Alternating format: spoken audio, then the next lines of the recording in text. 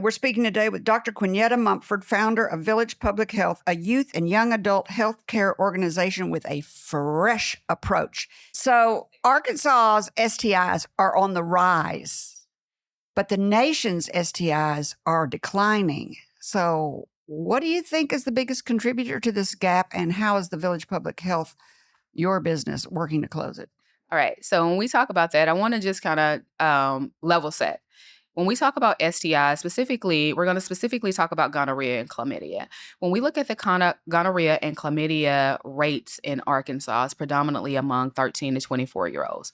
And to be even more specific, it's the majority of our cases in Arkansas are amongst 13 to 24-year-olds that are Black. So they need some education.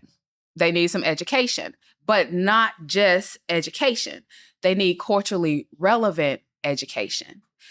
On our books, our legislation says sex education is not required. And if you do teach it, you must teach abstinence. They're not abstaining. Yeah. Because they got STIs. But on top of that, we got high teen pregnancy rates, which is problematic. This past year, we mandated that students learn about adoption, but they don't have to learn how not to get the baby. Mm-hmm. If we would prevent the pregnancy, we wouldn't have to put the baby up for adoption. If we do not invest in educating our youth, we will not swing the pendulum on our current trends, but those trends are likely to increase. Arkansas is one of the states that gets ending the HIV epidemic dollars because of our high burden of HIV. Really? Right? So we got STIs.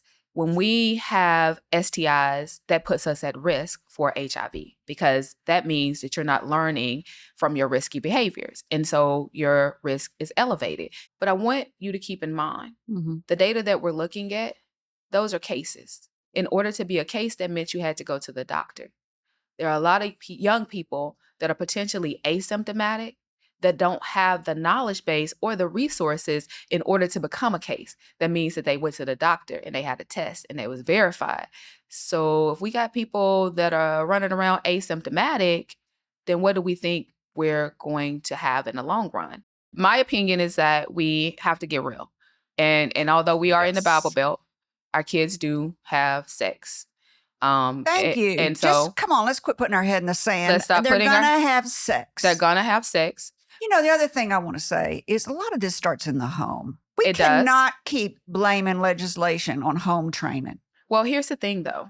We can. We can? We can. Tell we us can. why. I'm going to tell you. Let me tell you why. It's a bunch of men that are running the legislature. Right. They don't even relate to what it's like to wake up the next morning and think, oh my God, I may have gotten pregnant last night. But if you don't teach sex education, so if your kids didn't learn sex education and you didn't learn sex education and your mama didn't learn sex education, just generationally, what are we supposed to learn the facts? Mm-hmm. Where are we supposed to get it from? Yeah. If it's not in the text, if you're not being taught at school and nobody else is talking to you and we shame and we still act like kids don't have sex, where are they supposed to learn it? Your mama can't teach you what she wasn't taught.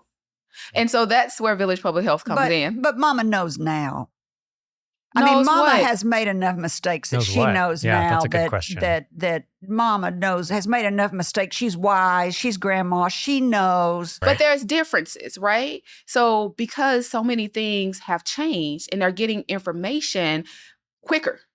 Kids can get information real quick. If parents didn't know, how do they combat that? Yeah. So now not only are they trying to combat their historical lack of knowledge, they are trying to address the rapid change in today's culture. So there's some complexity that we just need to educate, not just the young people. It's not enough to educate just the young people. We have to educate the entire system. If you enjoyed this video, be sure to check out the full interview on the right side of the screen. Want to see more of Kerry's interviews? Subscribe to our YouTube channel to stay up to date with all of her latest shows. And as always, thank you for watching.